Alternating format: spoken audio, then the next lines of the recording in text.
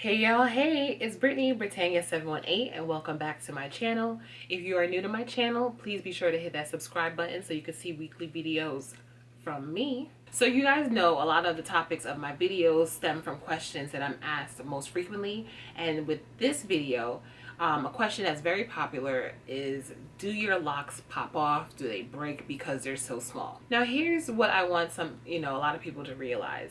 It doesn't matter what type of hair you have, whether it's Sisterlocks, whether it's traditional locks, loose, natural, permed, whatever. Your hair can still break if it's not taken care of properly.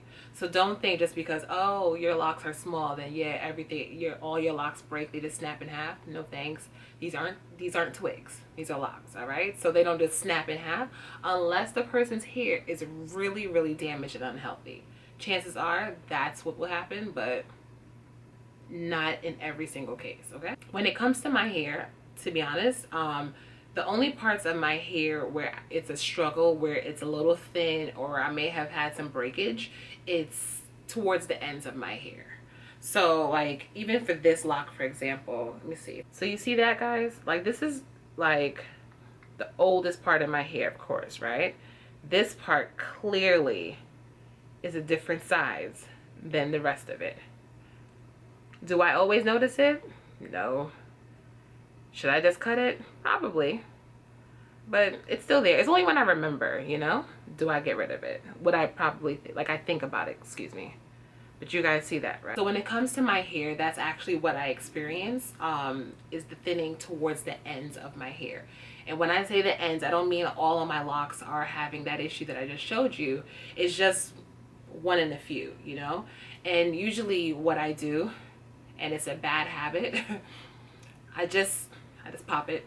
And I know I shouldn't, you know, but sometimes scissors aren't always like readily accessible, and when I see it, it irritates me, so I just have to get it done, so I just pop it.